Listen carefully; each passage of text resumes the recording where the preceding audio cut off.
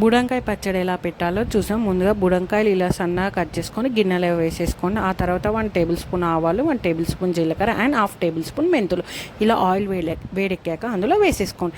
And 100 grams వెల్లుల్లి కచ్చాపచ్చగా దంచుకొని ఆయిల్లో వేసేసుకోండి. ఇప్పుడు స్టవ్ ఆఫ్ చేసుకొని ఆయిల్ కంప్లీట్గా చల్లారాక మనము 1 టేబుల్ స్పూన్ పసుపు అండ్ 1/2 టేబుల్ స్పూన్ మెంతులు జీలకర్ర పొడి వేసేసుకొని మంచిగా కలిపేసుకోండి.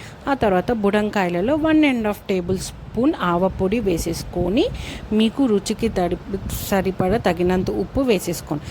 వీటిని మంచిగా కింద నుంచి మీది దాకా పీసెస్కి పట్టేలా మంచిగా కలిపేసుకోండి.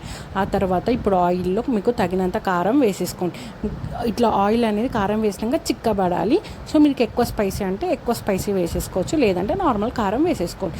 ఆ తర్వాత మనం పెట్టుకున్న బుడంకాయలను అందులో తీసి కారంలో కలిపేయండి. మంచిగా కింద నుంచి మీ దాకా కలిపేసుకొని అక్కడ పెట్టండి. ఇలా ఆయిల్ పైకి తేరుకోవాలి. అంతే. Please do subscribe to my